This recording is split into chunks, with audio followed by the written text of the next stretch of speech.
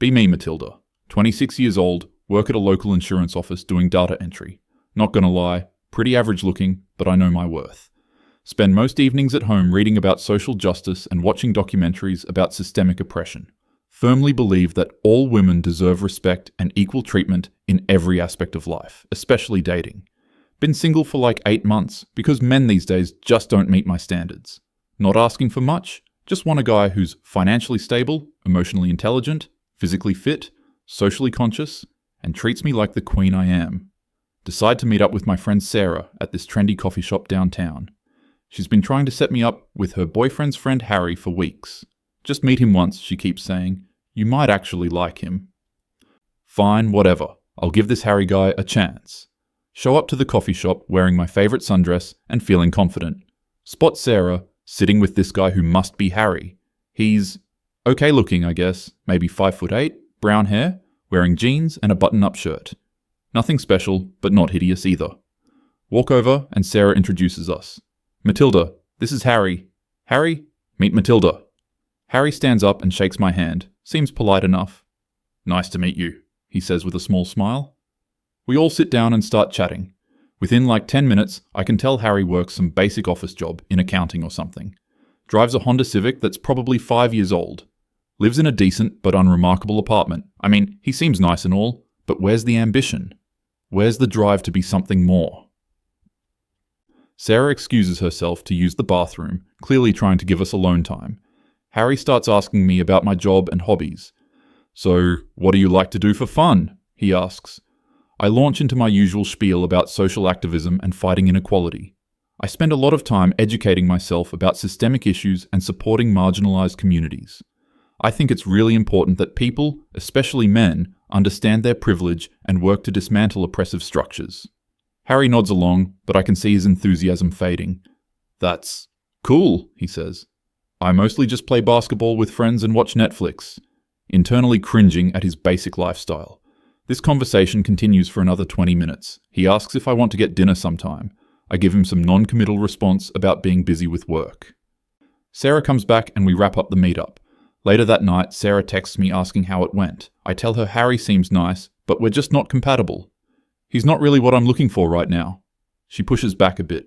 What exactly are you looking for, Matilda? Harry's a good guy. I explain that I need someone more ambitious, someone who's going somewhere in life, someone who shares my values and can engage with complex social issues.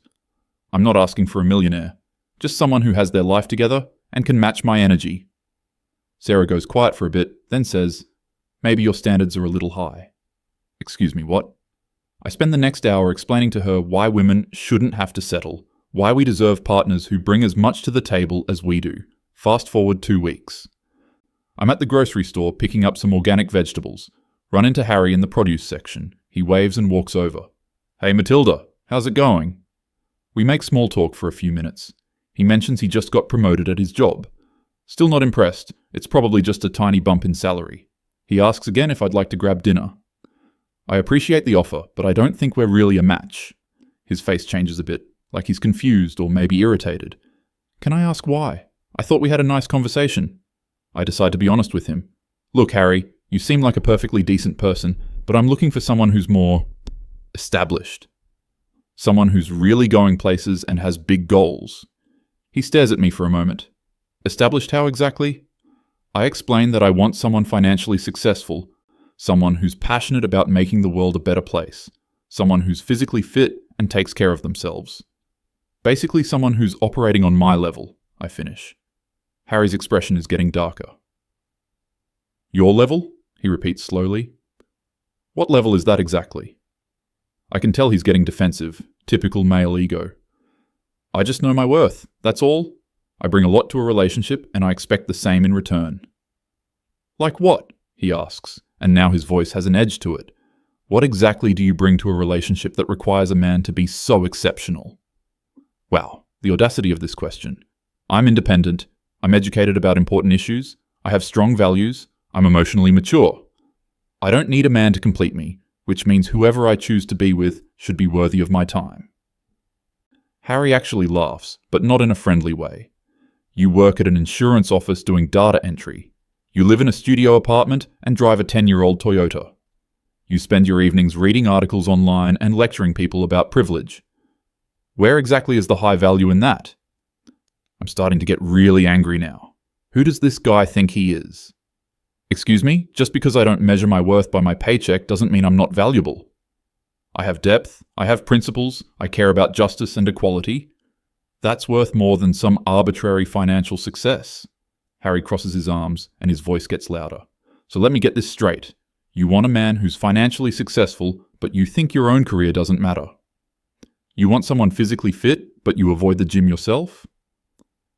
You want someone ambitious and driven, but you've been in the same entry-level job for 3 years? My face is burning with embarrassment and rage. Those things are different. Women are judged by impossible standards while men get to cruise through life on mediocrity. I shouldn't have to be some corporate climber to deserve respect and partnership. A few other shoppers are starting to stare at us. Harry doesn't seem to care. Nobody said anything about not deserving respect, he says angrily. But you're demanding men meet standards that you don't meet yourself. You want someone established, but you're not established. You want someone ambitious, but you're not ambitious. You want someone who shares your values, but your values apparently include thinking you deserve things you haven't earned. I can feel tears starting to form in my eyes. This is exactly the kind of toxic masculinity I deal with constantly. I don't have to prove my worth to anyone, especially not to men. Women have been oppressed for centuries, and we're finally demanding better for ourselves. Just because you can't handle a woman who knows what she wants doesn't mean there's something wrong with me. Harry's face is getting red now. He's really mad. This has nothing to do with oppression or what you want. This is about you being completely delusional about what you offer versus what you demand. You're a below-average woman with an average job and no special skills demanding above-average men. It doesn't make sense mathematically. The tears are flowing now, and I'm trying to keep my voice down. I am not below average. I have value that goes beyond superficial measures. I have emotional intelligence and empathy and consciousness about important issues. Harry throws his hands up. So do millions of other women, and most of them don't walk around demanding that successful men compete for their attention. Most of them understand that relationships are about mutual benefit, not one-sided entitlement. I'm full on crying now, and people are definitely staring. You don't understand anything. You're just another mediocre man who's threatened by women who refuse to settle. I deserve someone who appreciates me for who I am. Harry's voice drops to an angry whisper. You deserve exactly what you bring to the table, which based on this conversation isn't much. You're not special, Matilda. You're not unique or exceptional or particularly valuable in the dating market. You're just another average woman who's been told she's a princess her whole life.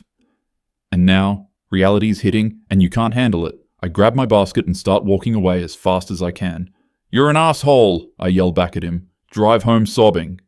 Spend the rest of the evening researching articles about toxic masculinity and male fragility. Text Sarah about what happened. She's surprisingly unsympathetic. Maybe he had a point, Matilda. Maybe you should think about what you actually want versus what's realistic. Even my own friends are turning against me. Decide to take a break from dating apps and focus on self-improvement, but not the kind Harry was talking about. The real kind, like reading more feminist theory and attending local activist meetings. A few weeks later, I'm at a bookstore browsing the social justice section. Overhear two guys talking near the philosophy books. One of them is Harry. My heart starts racing, but I try to listen to their conversation. I just don't understand how someone can be that disconnected from reality, Harry is saying. She literally told me she deserves successful men because she's emotionally mature. Meanwhile, she's crying in a grocery store because someone pointed out her hypocrisy. The other guy laughs. Sounds like you dodged a bullet, man. These days, every woman thinks she's a catch just for existing. But they want men to prove their worth in every possible way. I'm shaking with anger as I listen. The worst part, Harry continues, is that she probably genuinely believes she's being reasonable. She's so convinced that her basic human qualities make her special that she can't see how entitled she sounds. I actually felt bad for her until she started yelling at me about toxic masculinity. I slam a book down harder than I meant to. Both guys turn around and see me. Harry's face goes pale. Matilda! I march over to them, my whole body trembling with rage. I heard what you said about me. How dare you discuss my personal business with strangers? Harry's friend looks uncomfortable and starts to walk away. This is between you and me, I say to Harry. You had no right to make me sound like some crazy person. Harry sighs heavily. I didn't say you were crazy, I said you were entitled and unrealistic. Which, based on this reaction, still seems accurate. My voice cracks as I try to respond. I am not entitled, I just have standards.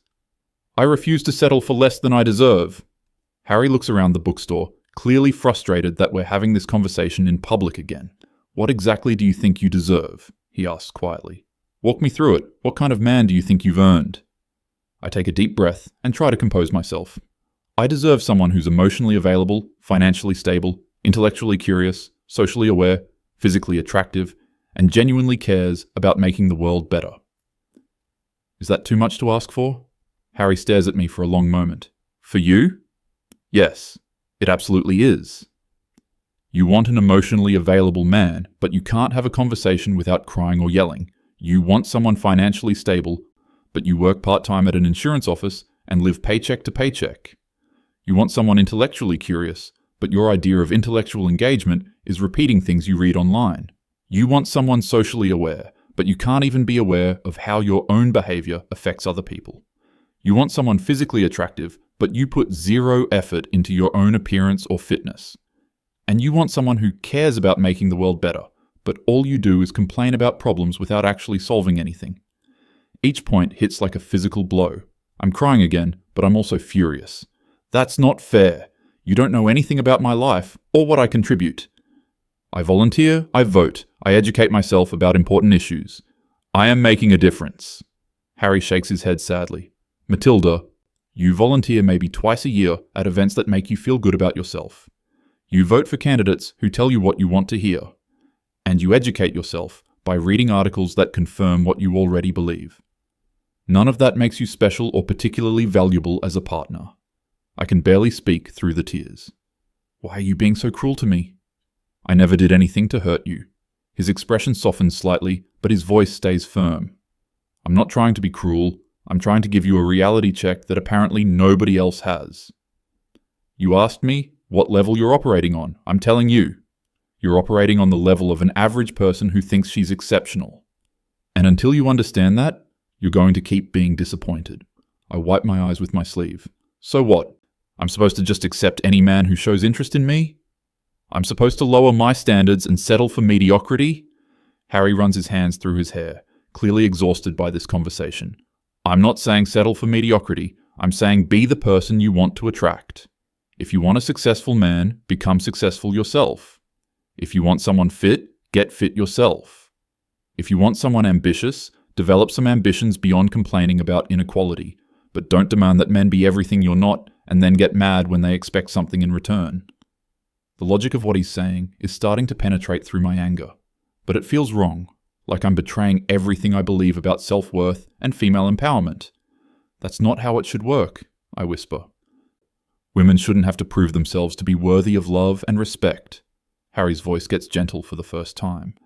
Matilda, love and respect are different from romantic partnership. Everyone deserves basic human dignity, regardless of their accomplishments. But romantic partnerships are transactions. Both people need to bring value. And the value you bring has to match what you're asking for. That's not oppression, that's just how it works. I stare at him through my tears. Everything I've believed about dating and relationships is being challenged, but I'm not ready to accept it. I need to go, I manage to say. Harry nods. Take care of yourself, Matilda. I mean that.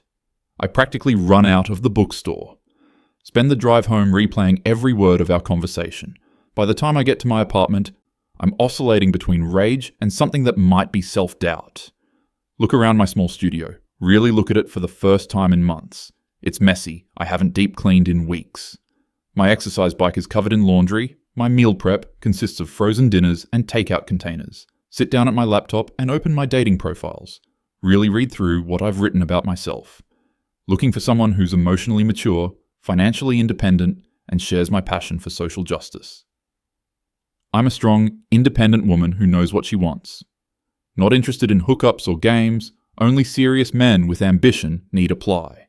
Scroll through the messages in my inbox, dozens of guys who seemed perfectly nice, but who I dismissed because they weren't exceptional enough. Start to feel a sick recognition in my stomach. Spend the next several hours going down a rabbit hole of self-reflection. Look at my bank statements. I spend more money on coffee and online shopping than I save. Check my fitness tracker. I average about 2,000 steps per day. Review my work history. 3 years at the same entry-level position with no promotions or raises. Examine my social media, mostly just shares of other people's content with angry captions about injustice. The picture that emerges is not the independent, accomplished woman I thought I was. It's exactly what Harry described. An average person who convinced herself she was special. But accepting this feels like betraying every feminist principle I've ever held.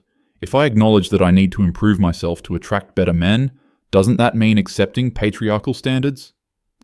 Doesn't that mean agreeing that women's worth is measured by male approval? Spend hours researching articles about this exact dilemma.